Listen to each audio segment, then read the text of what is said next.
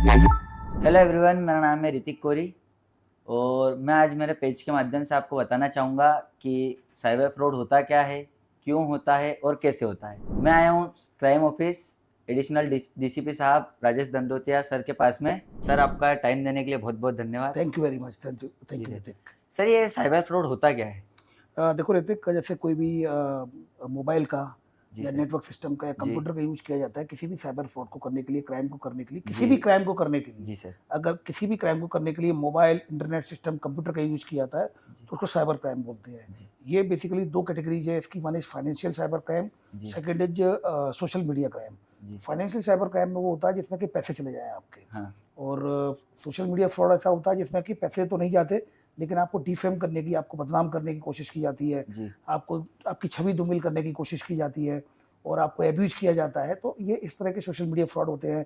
Fake profile, fake ID बनाकर आपके photo video को वायरल करने की धमकी दी जाती है। जी सर। तो ये इस तरह के फ्रॉड्स होते हैं। तो ये जो आम जन के साथ इस तरह के क्राइम होते हैं। सर, इससे बचने के लिए अपने को क्या करना पड़ेगा? देखिए, सबसे पहले तो ये है कि किस तरह के अपराध होते हैं। जी। अच्छा, आपने कभी कभी साइबर क्राइम किसी आपके साथ हुआ कभी? नहीं, आज तक नहीं हुआ सर आपके मेरे साथ साथ। कोई रिलेटिव या कभी कोई मित्र, किसी के साथ कभी कोई साइबर साइबर नहीं, क्राइम आज हुआ तक हो? नहीं सर, नहीं हुआ। ओके। सर, ये साइबर क्राइम के क्या-क्या तरीके हैं? ये तरीके साइबर क्राइम को करने के लिए, जैसे कि मैं बताता हूँ, एक डिजिटल अरेस्ट है जी। जिसमें कि ऑनलाइन वीडियो कॉल पर इन्वेस्टिगेशन के लिए जी। व्यक्ति को डिजिटली अरेस्ट कर लिया जाता है, जी। जबकि डिजिटल अरेस्ट कुछ होता नहीं है। फिर एक सेक्सटॉर्शन है जिसमें न्यूड वीडियो कॉल करके हाँ। और न्यूड कंटेंट बना के और फिर आपको ब्लैकमेल किया जाता है। जी। फिर उसके बाद तीसरा, आपका कोई अननोन फ्रेंड रिक्वेस्ट होती है, उसको एक्सेप्ट कर लेते हैं, फिर वो हाँ। आपके साथ साइबर बुलिंग या साइबर ग्रूमिंग कर सकता है। जी। फिर उसके बाद आपके अननोन लिंक होती है। हाँ जी। अननोन लिंक जो होती है ना, अज्ञात अनजान लिंक, हाँ। उसको लोग क्लिक कर देते हैं तो उनके मोबाइल में स्क्रीन ओटीपी। शेयरिंग ऐप वगैरह चला जाता है, तो ओटीपी जो आएगा वो उसको दिखाई देगा साइबर फ्रॉडस्टर को, तो वो ओटीपी को देख लेगा तो पैसा निकाल लेगा। जी। ऐसी एपी के फाइल आती हैं, तो जो एपी के फाइल को डाउनलोड कर लेते हैं हम, जी। तो क्या होता है कि हमारे जो मोबाइल नंबर है वो कॉल फॉरवर्डिंग में चला जाता है, और कॉल फॉरवर्डिंग में जाने के बाद फिर हमारा मोबाइल हैक हो सकता है। जी तो ये सर। कॉल फॉरवर्डिंग वाला भी हो सकता है। इसके अलावा एक तरीका और है जिसमें कि कस्टमर केयर का नंबर हम गूगल से ढूंढते हैं, डायरेक्ट हेल्पलाइन नंबर या जोमेटो हाँ। का या स्विगी का, किसी का भी हाँ। सर्विस नंबर हम डायरेक्ट गूगल से ढूंढते हैं। जी सर। तो वो भी एक वहाँ से क्या है कि cyber fraudster search engine optimisation के तहत अपने नंबर को काफ़ी हायर रैंक करा लेते हैं। जी। तो वो उनके साथ वो साइबर फ्रॉडस्टर के नंबर ही आते हैं, जी। तो वो उसके साथ फ्रॉड हो जाता है। फिर अपना अगला अगर अपन देखेंगे तो इन्वेस्टमेंट फ्रॉड होता है, जिसमें कि लोग ऐसे लुभावने ऑफर दिए जाते हैं, जी सर। उनको अनरियलिस्टिक रिटर्न दिए जाते हैं कि आपको इतना पैसा मिलेगा, 100% मुनाफे की गारंटी। तो इस तरह से उसको भी पैसा लगाया जाता है और उसके साथ इन्वेस्टमेंट फ्रॉड किया जा सकता है। इन सभी चीज़ों से बचने के लिए जी। ये बहुत ज़रूरी है कि नंबर 1, हम किसी अननोन फ्रेंड रिक्वेस्ट को एक्सेप्ट ना करें। जी sir. Number 2, unknown video call को रिसीव ना करें। जी। नंबर 3, कोई भी अनजान लिंक को हम क्लिक ना करें। जी। नंबर 4, कोई अननोन एपीके फाइल को डाउनलोड ना करें। जी सर। नंबर 5, कभी भी कस्टमर केयर का number, helpline number, service number Google से नहीं लेना है।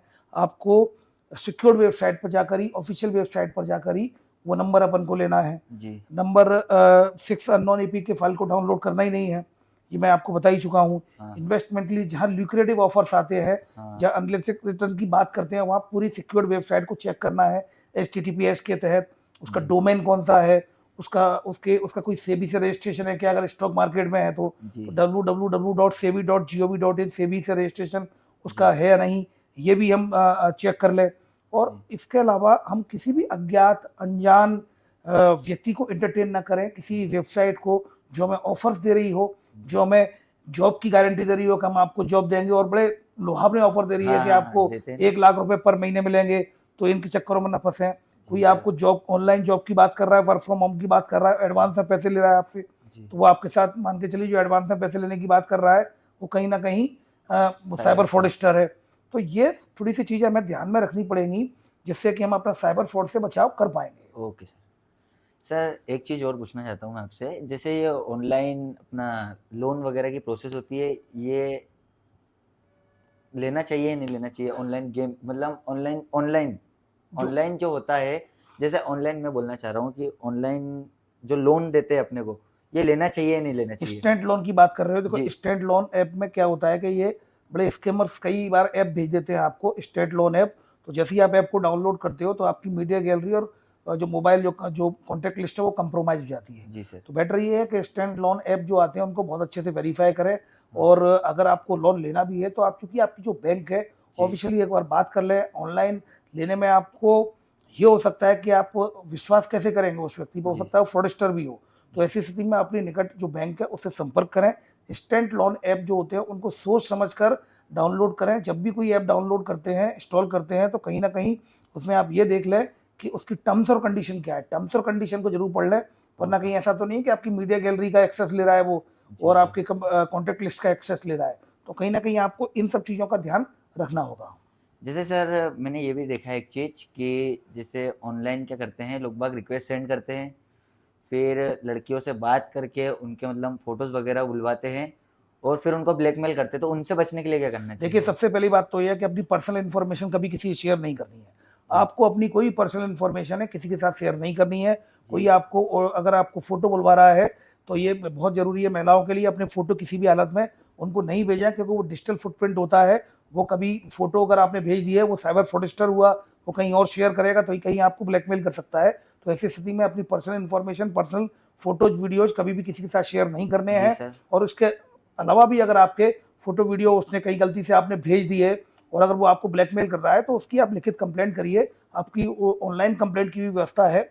National cyber crime reporting portal है www.cybercrime.gov.in।